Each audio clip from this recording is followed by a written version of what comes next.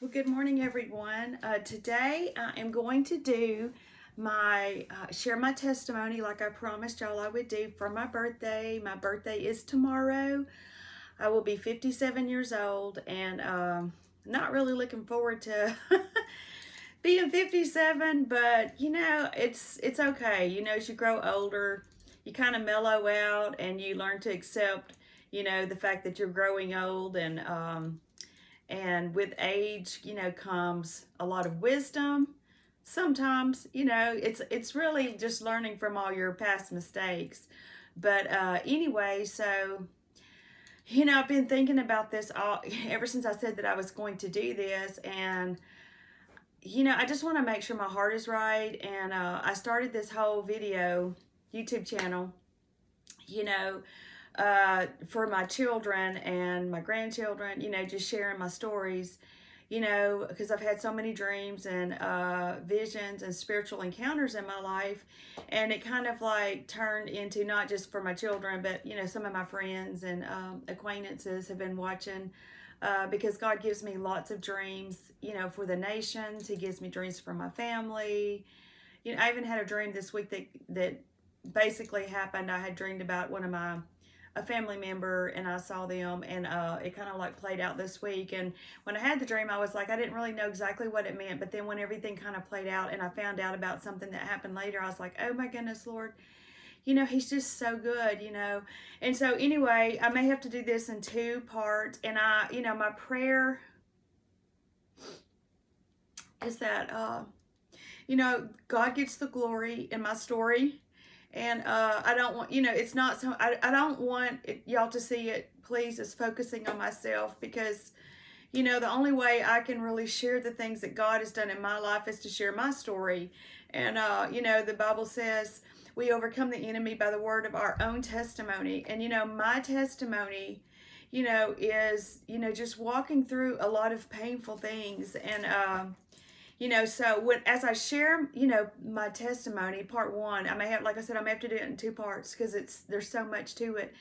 But I just, I want y'all to focus on the Lord. And, and I have gone through a lot of things, but I will not name names. And I'm going to do my best to not even, make it where anybody would know who I'm talking about or anything, some of the stuff that I went through. But one thing I've learned in my life, is that anybody that God uses, really just anybody in life, to be honest with you. I mean, there are some people that really don't go through that many hardships, but anybody that God really will use for His glory, that He can entrust to His children, will go through many troubles.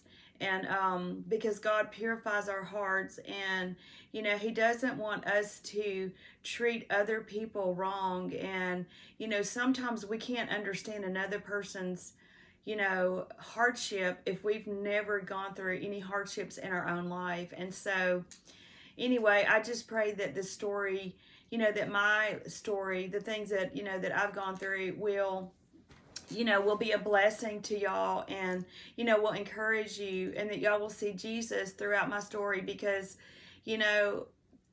truly, and I've said this before, all I've ever known is the Lord, really. That's how I was raised. My family, my grandpa was a pastor and a church planter. My mother, raised us, serving the Lord. And I have the most, I was blessed with one of the most wonderful, God-fearing, loving family that probably most people do not even have that. And I know there are a handful of people that do have that, but truly, I do not know why that God blessed me so much to be raised in a family where my mother and dad lived it. They lived for the Lord.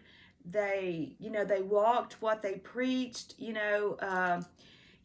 my family, we were never allowed to be, mean to other people. We were never allowed to like gossip about other people. If my mother just didn't do that. She was and my dad, they just didn't do that. There might have been people that, came up occasionally that, had treated one of his children wrong, and, we would discuss it. But, we were taught, that you bless people, you bless your enemies, and my parents really walked the walk and talked the talk. And I'm not saying they were perfect, because there's no perfect people, but, I know a lot of people that are raised in homes where their, parents live one way at church and they're a different family at home. But my family, I was blessed that I did not live through that. But anyway, I wrote a few notes here so I won't forget some of this stuff. But my dad, when I was born in Madrid, Spain. My dad was in the Air Force, and my mom and dad married very young. My mother was 17, almost 18, and my dad was 19. And my dad, not too long after they got married, he went to Spain in the Air Force, and my mother went right behind him. And so when I was born, I don't have any memories of that. All I have is the pictures of being in Madrid, Spain. And I don't think they were there. I think I was maybe two when we left. I'm not sure, one or two. I think I was two when we probably left Spain and moved to California. But they were very poor. You imagine, I think Mama may have waitressed a little while before she had me in Spain. I think that's what she said, that she did some waitressing work before I was born, but I was born in Spain probably not too long after they got married. I think maybe a couple years. So anyway, no, wait, yeah, that's right, maybe about 2 years. Anyway, so then we moved to California, and my other sister Dina was born in California. And that's when I have memories from being in California, and I was only 3 years old. So, but I have several memories of being in California, which is amazing to me that I can remember back to when I was 3 years old. But I do remember at 3 years old being, going to church. We went to a pretty decent sized church. I remember that. I remember two of my mother's friends. One of my mom's friends' name was Frances, and this lady, and I think the other one may have been Janice, but now I'm not sure exactly about her name. But these were the friends that my mother hung out with and went to church. And I remember going to Shakey's Pizza. Do y'all remember Shakey's Pizza? It's just amazing that I can remember this. But we would go to Shakey's Pizza like after church. I remember going to Frances's house one time. I remember that Dina, my sister, she was a baby, and my mother, her friend, the other friend, I think, like I said, Janice, I think was her name. They were going to be hanging out, and I don't know where they were going, but Frances wanted me to go home with her, and she made it just feel so, me so loved that, she wanted me to go, that I was like, Mama says, do you want to go? And I was like, yeah, of course. I was like 3 years old. And then I remember later, being with her thinking, I wish I was with my sister Dina and with my mama, but, it's just a memory, but just the fact that I can remember when I was 3 years old. And then I remember being outside in California, and there was like a little pool there. My mother was sitting under this cover, and she was writing letters. And so, so then after that we moved to Odessa, and Odessa was Odessa, Texas. My aunt lived there and my grandpa lived there, and these were becoming more impressionable years.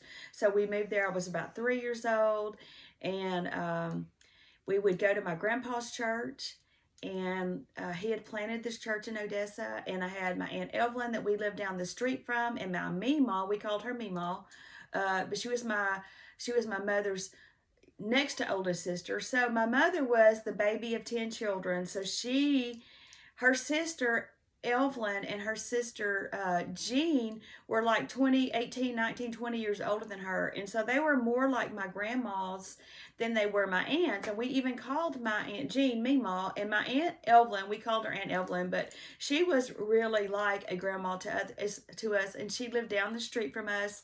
And she is the one that taught me so much about spiritual things as a child, about dreams and visions, and to pay attention to those things.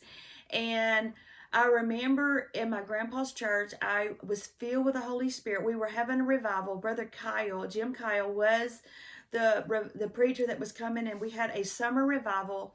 And I remember at this summer revival that my sister, who was 4, Dina, and me, I was 6, and we were both filled with the baptism of the Holy Spirit, and we got baptized in this revival. And I believe that this is probably when, I was more awakened to the spiritual things of the Lord. And I shared in my very first video how I went to heaven. And the Lord took me to heaven. And so I don't know if this was when I was 6 or if this was when I was about 5. I just know that this happened in that time span of when I was 5 or 6 years old. And I kind of wonder, just because, the only reason I know exactly when this happened, the time span, is because it was when we lived in Odessa, Texas, and we lived in this certain house, and we only lived there during those years from when I was 3 to 6. And so, but I feel like it was, and that was between when I was about 5 and 6 years old. But anyway, in this vision, Jesus, I went to heaven, or it may have been paradise. I don't really, I just know that it was in heaven or paradise. And I don't know enough about the difference between heaven and paradise to tell you which one it was. I feel like paradise is probably on the outskirts of heaven, because I did not pass through the gates of the city. But anyway, so when I walked into this paradise area, it was just the most beautiful prairie looking, filled with flowers, paradise that just anything that you could imagine paradise to be, that's what it was. And I walked and I walked, and then I saw this bridge, and I did not know where I was going, but it was like I did know by the Spirit. I was just following myself, if that makes sense. And so, and I was like a little girl, and I was just taking it all in. I was just looking from side to side as I crossed this bridge, almost like I was being led, over this bridge. And I just watched everything I was doing, and just looked around me, not knowing really innocently where I was at. And then as I continued to walk, I saw, come up on this beautiful mountain scene, and there was a lake in front of it. And then I saw this man in this white robe standing there, and I knew that it was Jesus. And as I walked up to him, he was standing in front of this beautiful mountain scene in this river, and he was painting the picture before him. He was painting a picture of this mountain and this river and this beautiful scenery that was all in front of him, the flowers. And anyway, so, and then he turned toward me.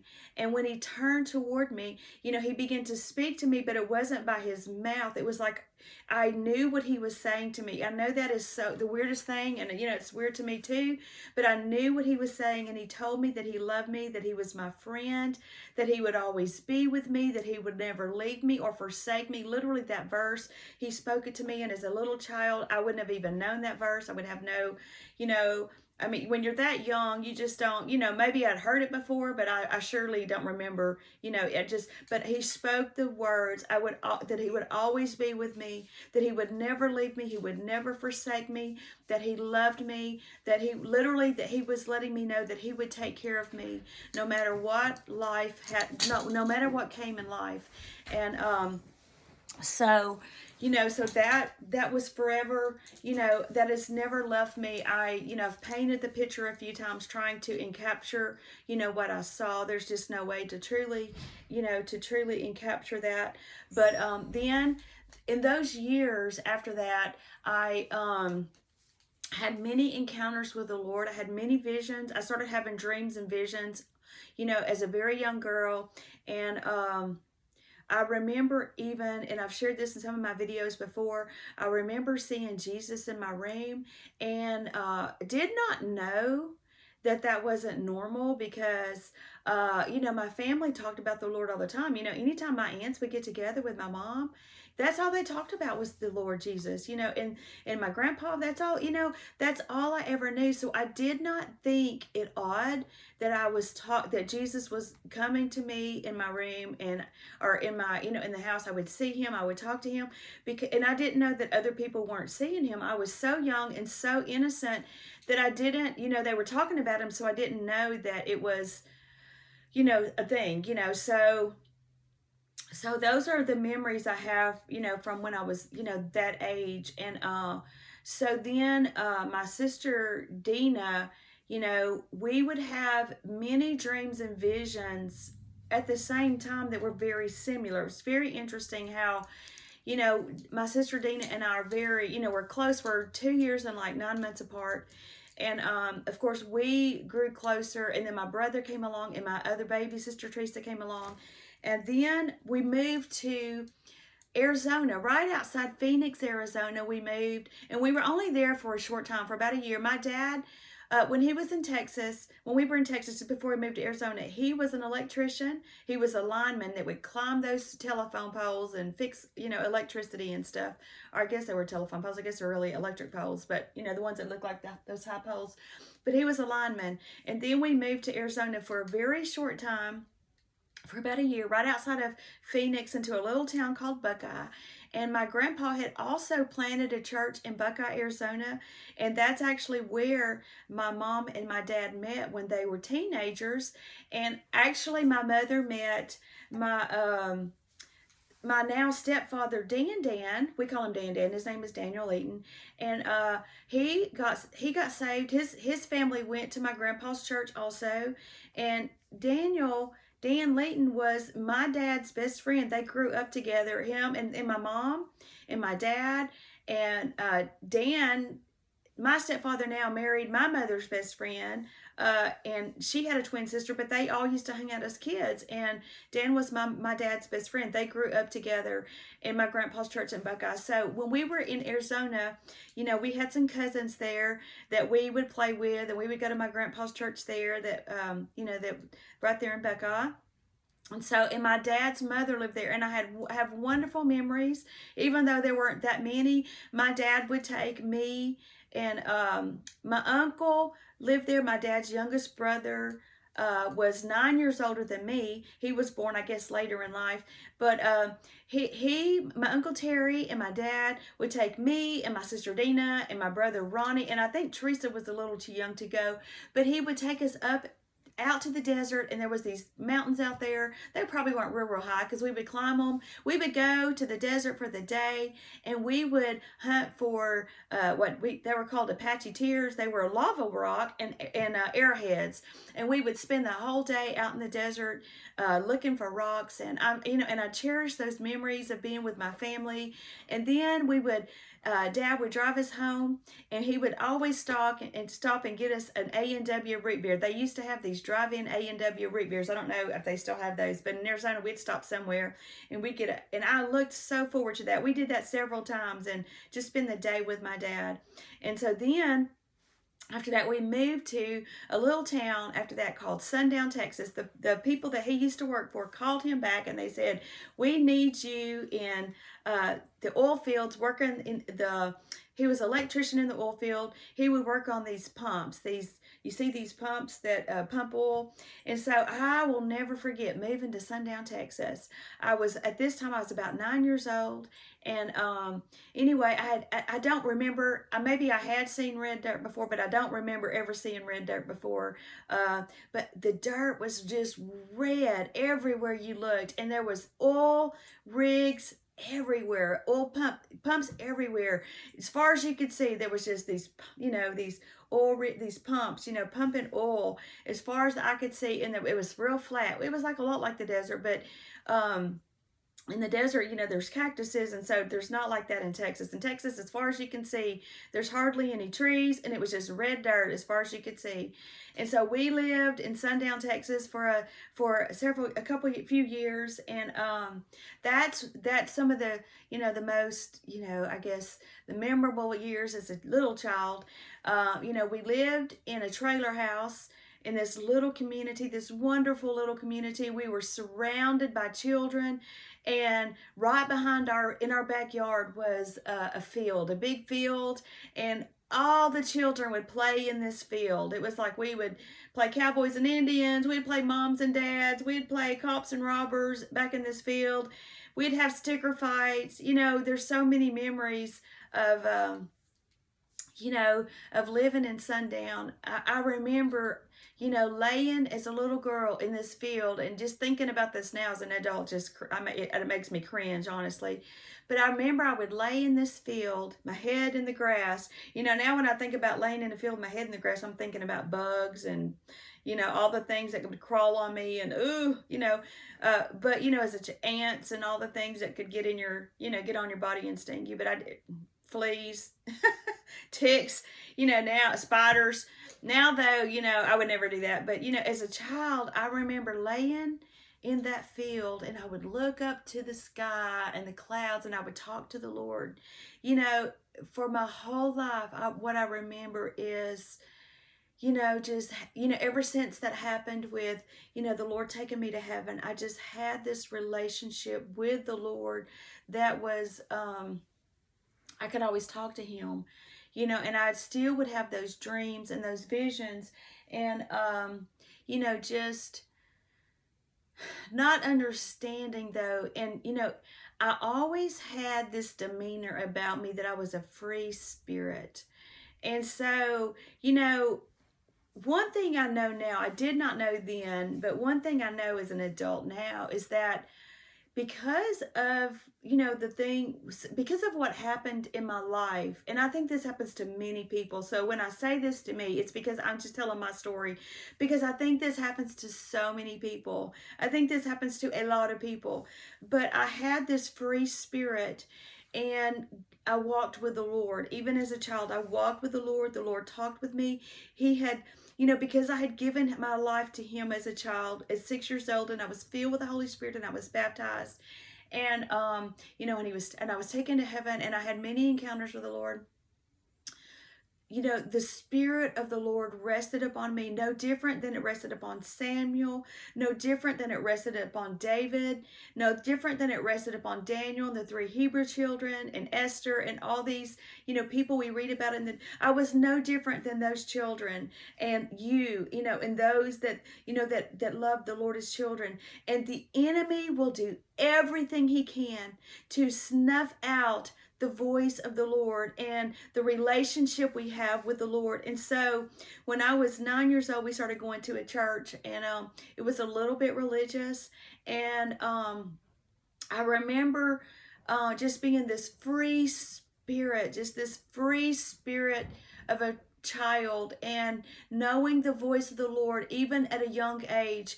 And I remember religious people beginning to come into my life and try to shut me down and try to steal that what they thought was a rebellious heart. And it was not. I did not have a rebellious heart. Now, I was a little bit probably vocal. I've always been kind of one of those people, and I would even talk to my mom when, we'd get in trouble, and and she would listen to me, and I would say, Mom, I'm getting in trouble, but you're not letting me explain myself.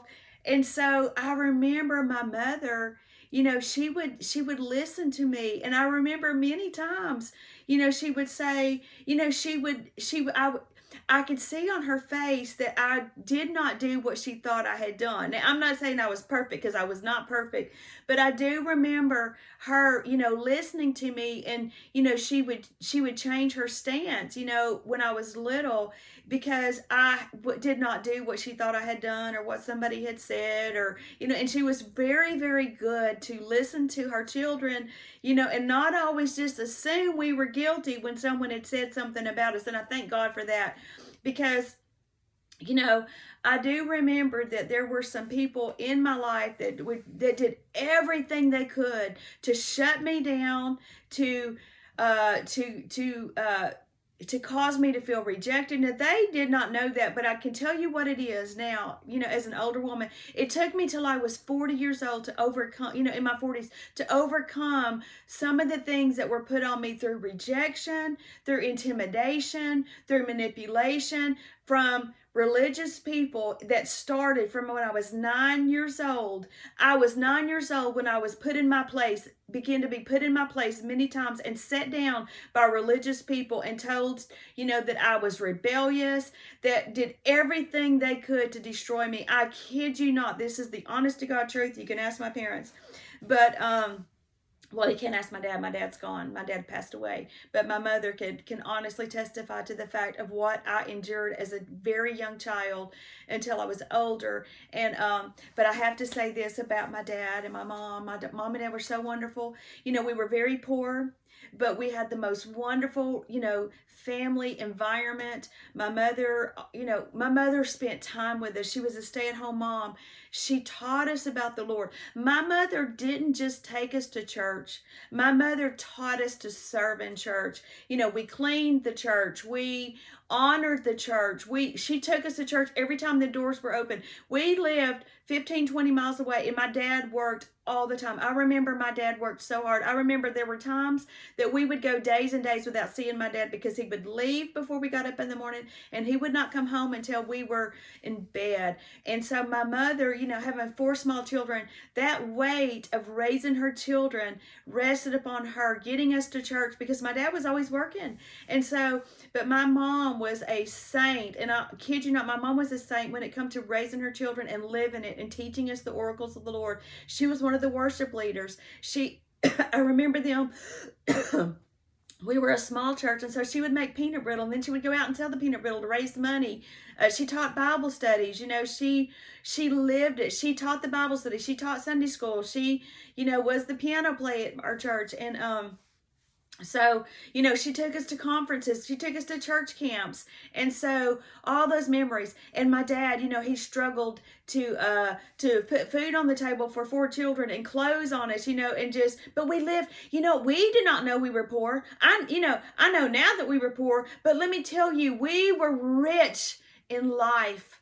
We never knew that we were poor. We had all of our needs met. We might wear hand-me-downs. Most of our clothes were probably hand-me-downs, but we did at Christmas time have a wonderful Christmas. We always got new clothes and shoes, and we were well taken care of. We never knew we were poor. And I remember my dad would save metal, copper and metal, because he was an electrician. So there was a few little pieces. He would put them in a trash can, and he'd save it over a year. And he would raise enough money between that and his Christmas bonus and his taxes or whatever he got back, his bonuses throughout the year, and he would save every dime he could, and we always went on a family vacation.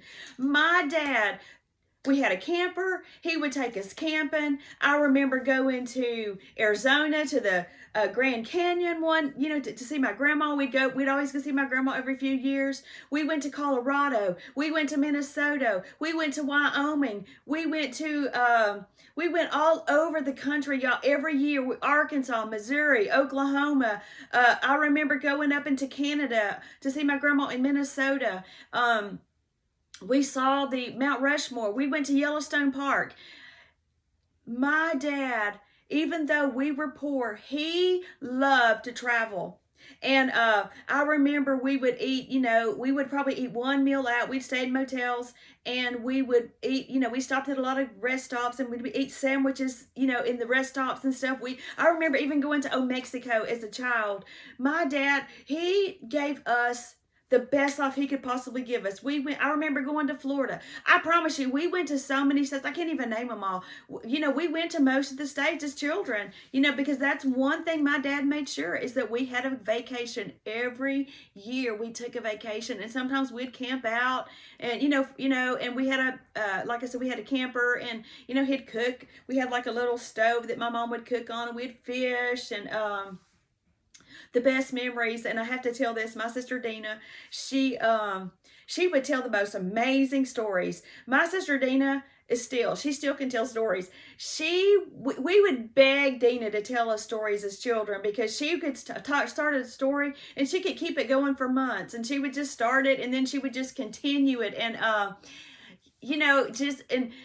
just elaborate on it. And everyone loved Dina's story. She, still to this day, she could do it if she wanted to, but she would, we'd go on a vacation, and she'd start a story, and she'd have that story going for 2 weeks, on the vacation, and we would just giggle and laugh.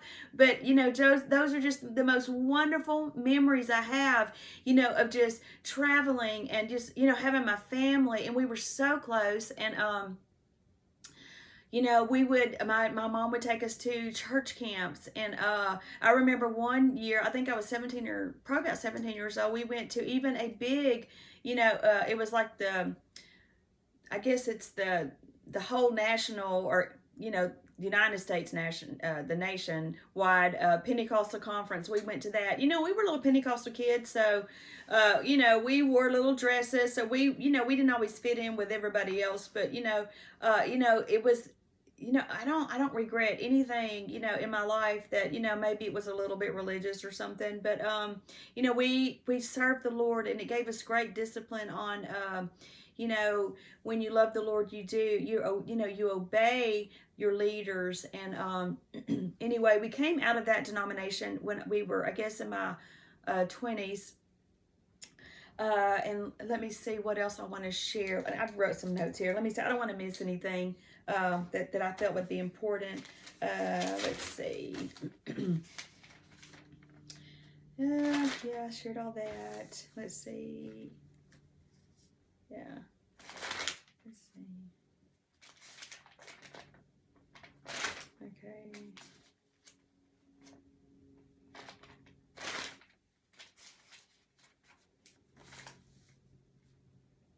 Oh, I have to share this story. This is really funny. I wanted to share this. This is when we lived in Sundown, Texas. I wrote this down because I just thought it was hilarious about my brother.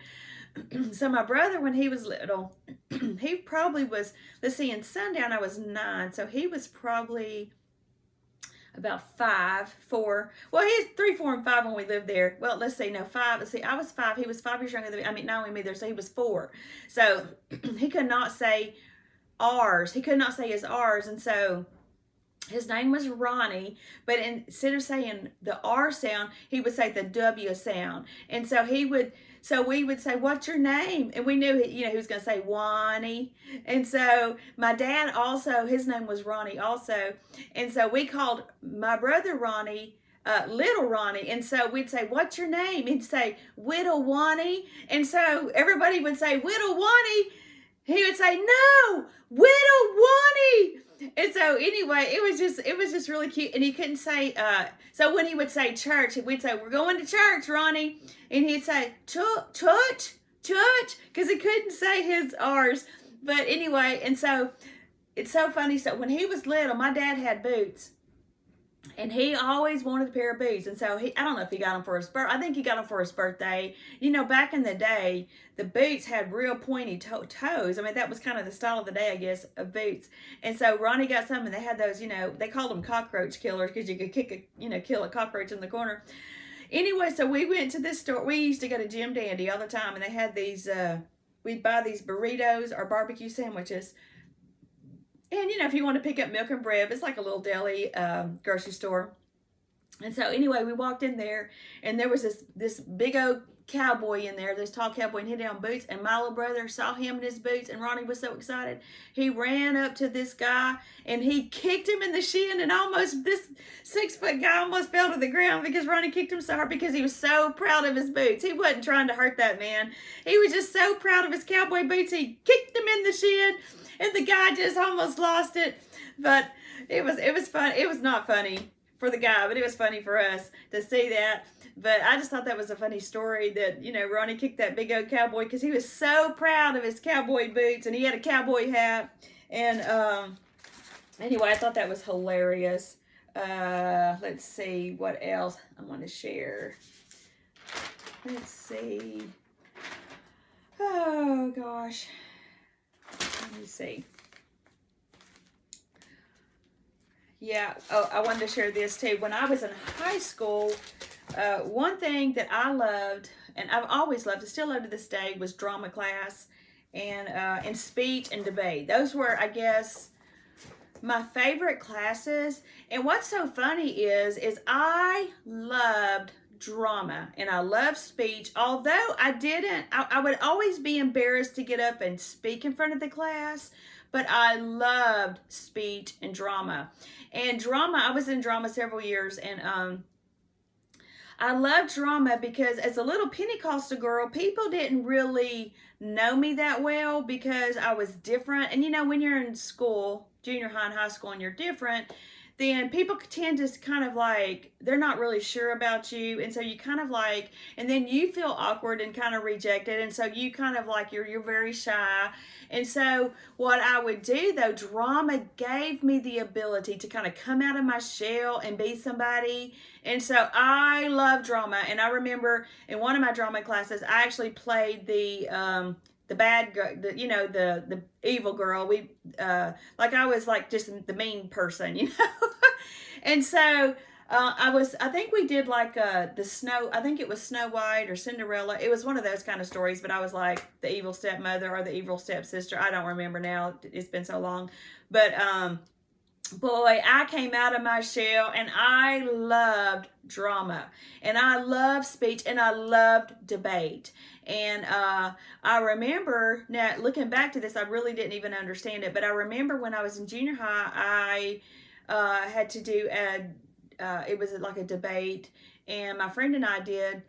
We were assigned abortion, and she had to debate on why abortion was bad, and I had to debate on why abortion was good, believe it or not. And I really didn't even understand abortion, but I won the debate. Isn't that horrible when I think about it now? Because I didn't even understand, because we were told, like, when all the studying when I was doing this debate, as I just the little bit I remember was that it wasn't really a real person.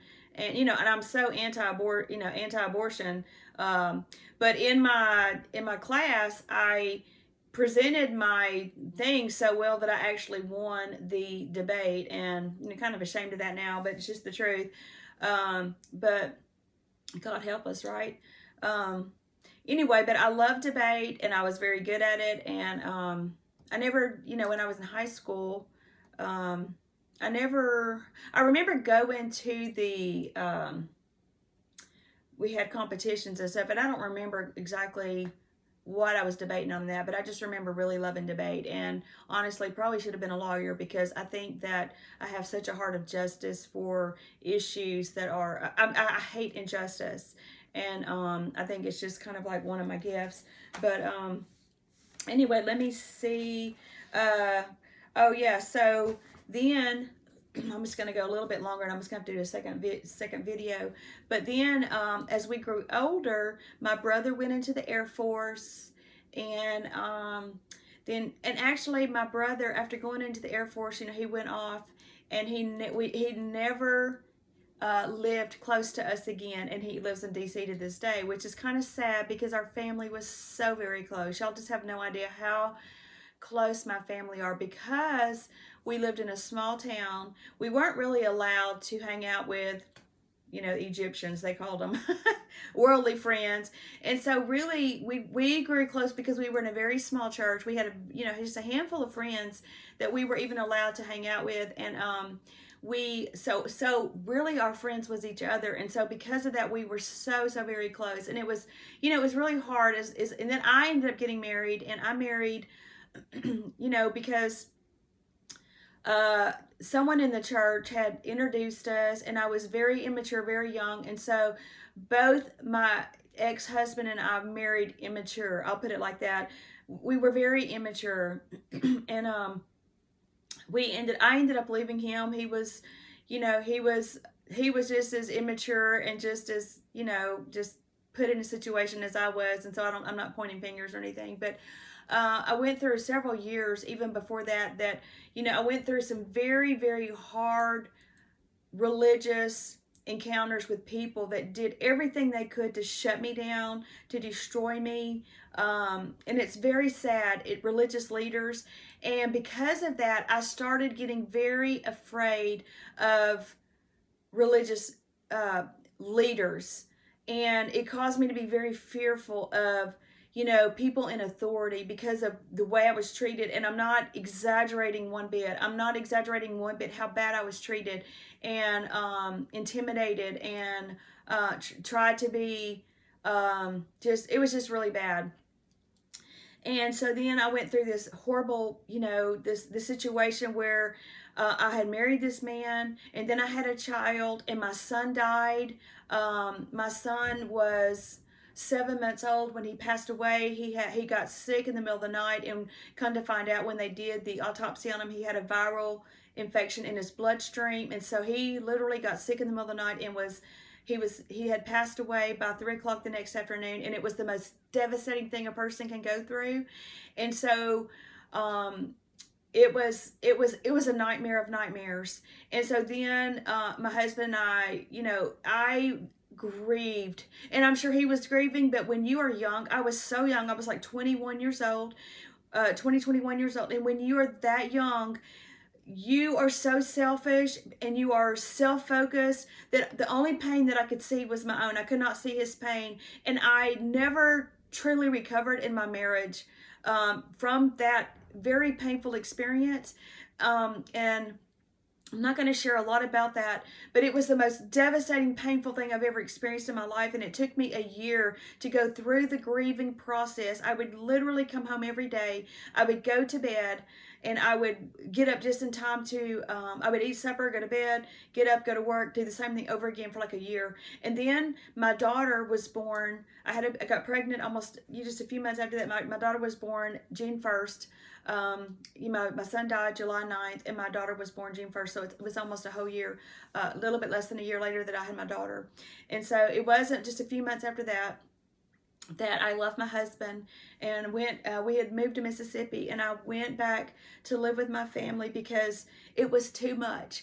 Everything that I had gone through was literally too much, and a person can only handle so much trauma, and it does something to them. But because of this marriage that I was in, that I loved him as a person, but I was not in love with him as as like it should be. And because of the trauma and everything, I could not work through that. And so I hated myself. I hated the fact that I had made horrible decisions, and I was ashamed of myself.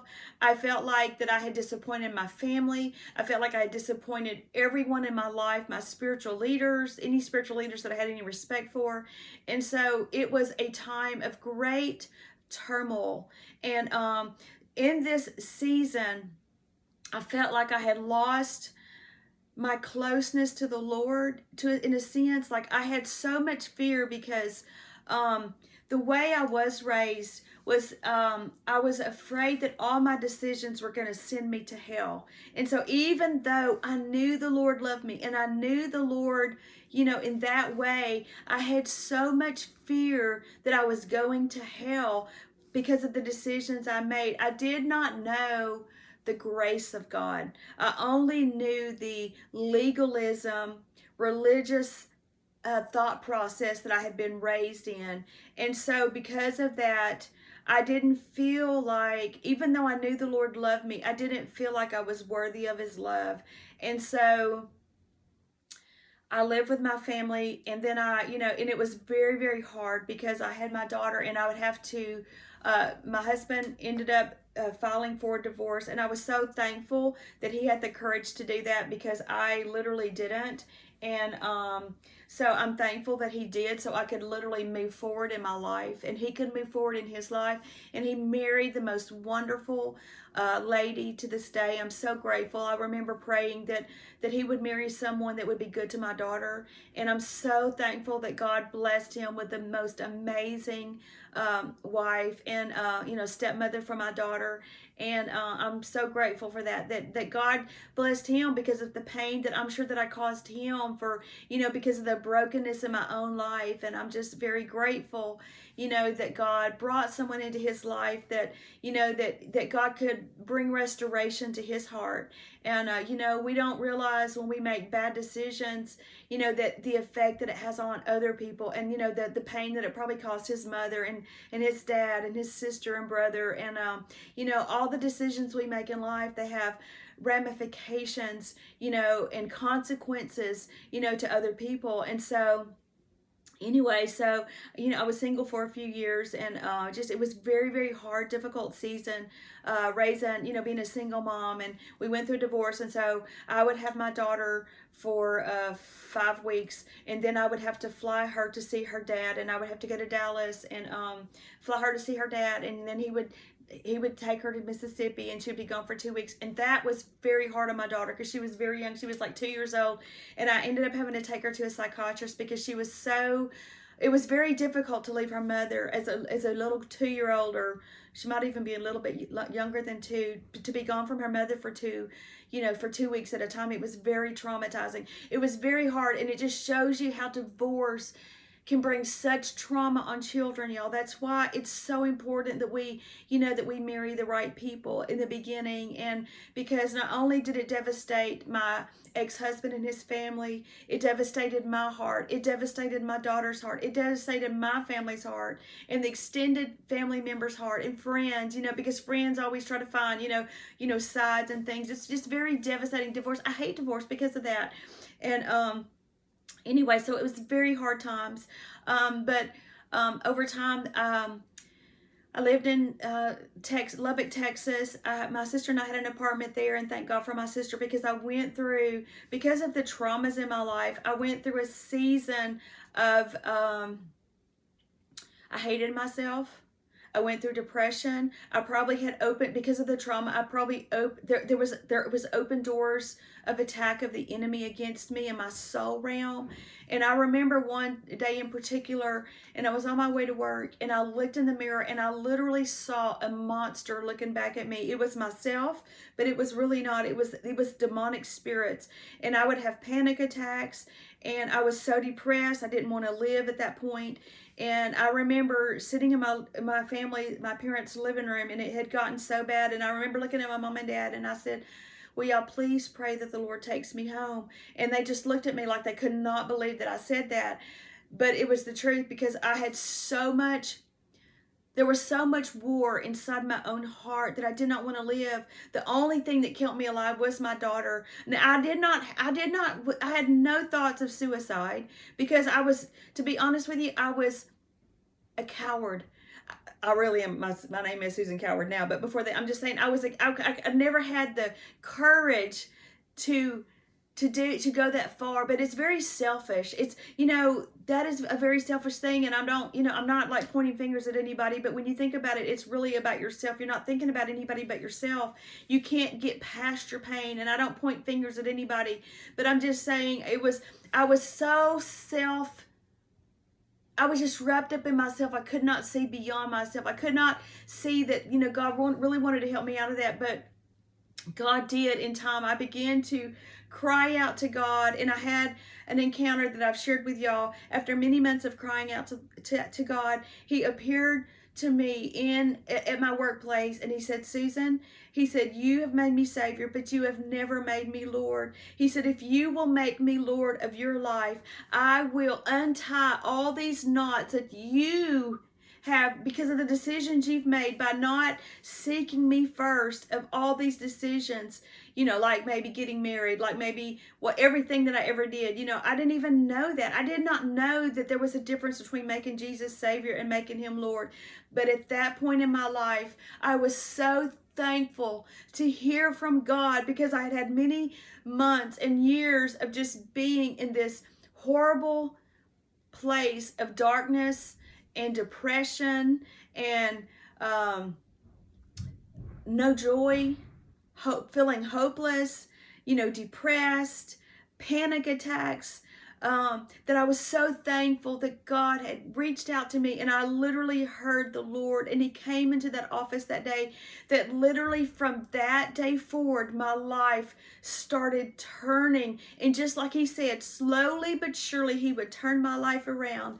And so then, right after that, through a series of events, and y'all can go back and watch some of my other videos I share about this, I moved to Mississippi.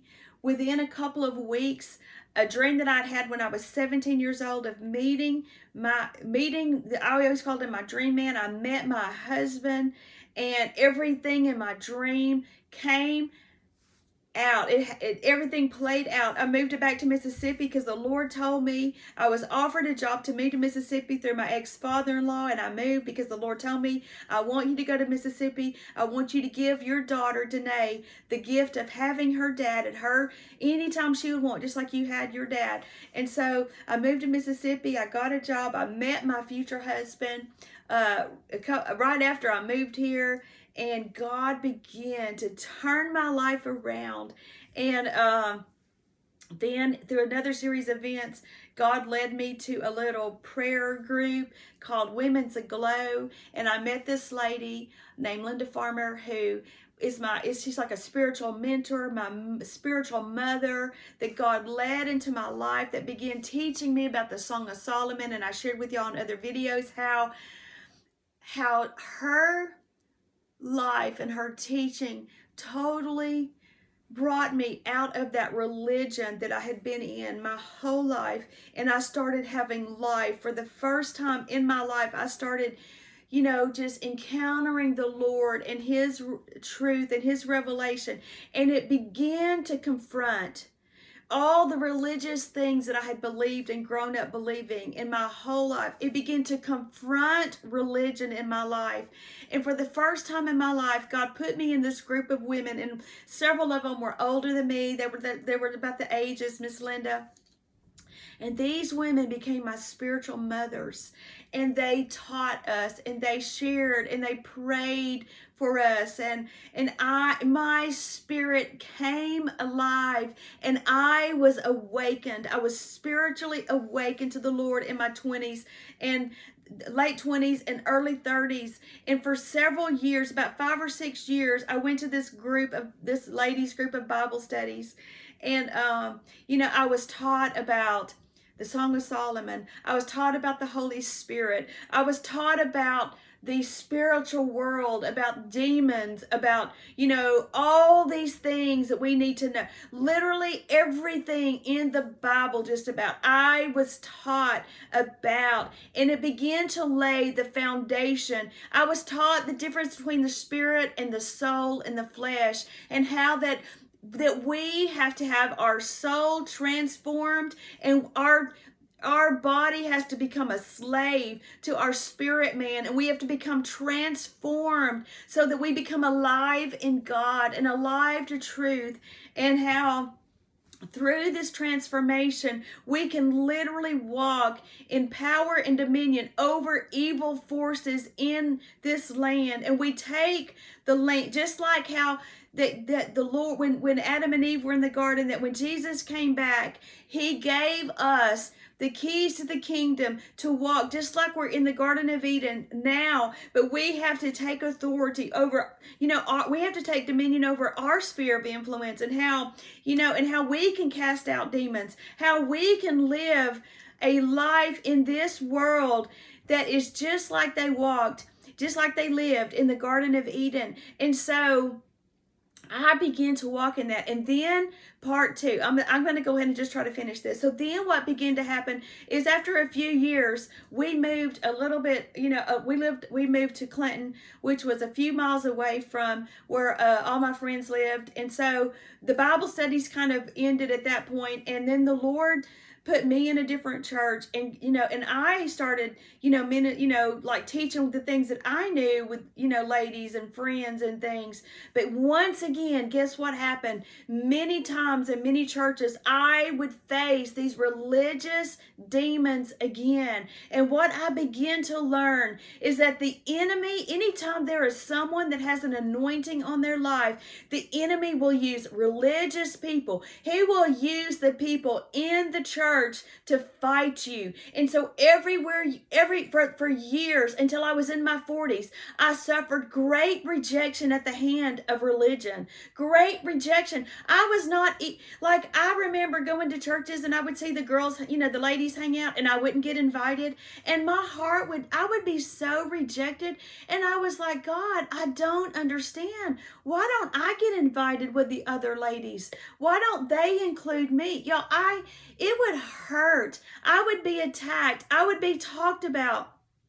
It was so painful, and it was so hurtful. Now, I did have friends. Don't get me wrong. God would always put those spirit-filled Christians that they have like spirits. So I would always have those kind of friends, and the Spirit, thank God for those, the praying warriors. I didn't understand at the time that that's the ones God wanted me to connect with, but I would have such great rejection. And I'm like, Lord, I do not understand. I do not understand. All I want is for people to see you in your glory. glory and your goodness and your beauty. I could not understand all the rejection, but you know what it is? I will share this. It is the crucible that children of God have to go through, because if we do not go through rejection, if we do not go through hard times, if we are not purified in our heart until our only agenda and our only motives are the Lord in lifting him up and seeing him glorified, then we are no good in the hands of the potter. He will allow us, no different than what Joseph went. He was sold out by his brothers. That's what happens in the church. We get sold out by our brothers. We get talked about. We get gossiped about. We get stabbed in the back. We get rejected. He was then put in prison. He was purified in prison before he could ever become, second, in the palace, before he was used. Daniel went through great rejection. King David was anointed by the Lord, as a young man, but it was years before he would become before he would become king. He was attacked. He was greatly attacked by the king and those in authority. So, and I haven't finished my story, teaching about the Song of Solomon, and I am going to get back to that. I have just had so much going on. My husband's been home a lot in the winter, and so I haven't had as much time to do my videos. But, in Song of Solomon, it even shares how those that, the Shulamite was anointed and she was beat by those in authority. She was wounded by those in authority. And that's what happens to anyone that is ever used of the Lord. We will have to go through conflict. We will have to go through a crucible. John the Baptist went to the wilderness, and he did fasting and wild locust and honey in the wilderness alone. Jesus went through great rejection.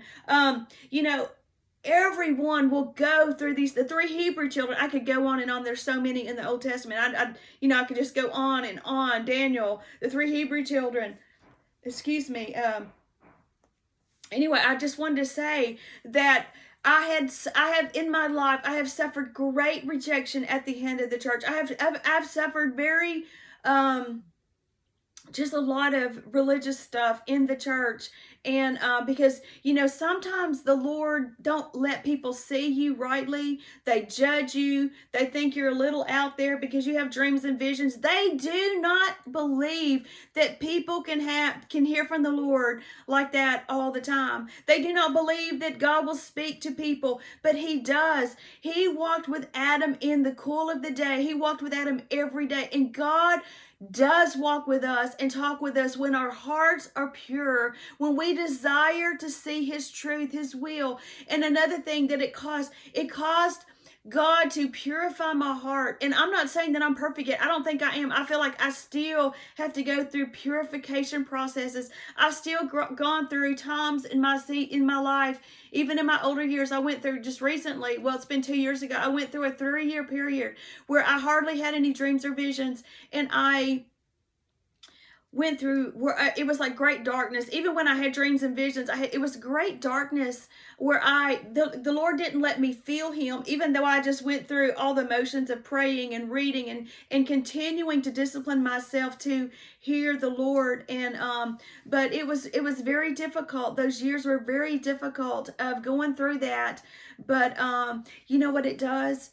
It makes you realize that that the Lord does all those things because he loves his children so much that he does not want people abused by the hands of others.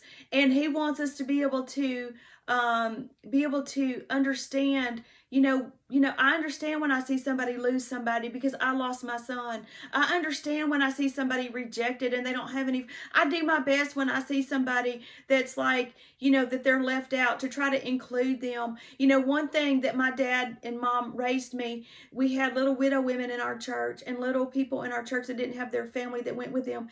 My dad always opened our home to the widow women. We always had company at Christmas. We even had people live with us at times that were, that needed a place, that they were destitute and their family didn't take care of them. And we were always given to the widow women, buying them food. I seen my mom and dad, they didn't have a lot of money, but they were always giving and they were always loving. And so, anyway, I don't really know a lot more to share. I could go on and on, and because I've had so many dreams and visions. Y'all go watch my dreams and visions. I feel, especially the ones that I did in the very beginning. I shared a lot of them when I first started sharing videos, and because I've had so many over the years, and I continue to have them. And anyway, I'm so thankful, and I just pray that you saw the Lord, in my testimony, and I might share more later, but I love him. And, I'm going to be 57 tomorrow, and I want to spend the rest of my life, being a godly woman, worshiping the Lord, sharing the gospel, sharing the dreams and visions that he's given me, and glorifying him. And just, I want people to see the beauty of the Lord, because he is so beautiful, and he is not some harsh God. He has done everything for us to be able to go to heaven and to have salvation and to live a wonderful life on this earth. Anyway, thank you all so much for watching my testimony. I love you all so much. God bless you.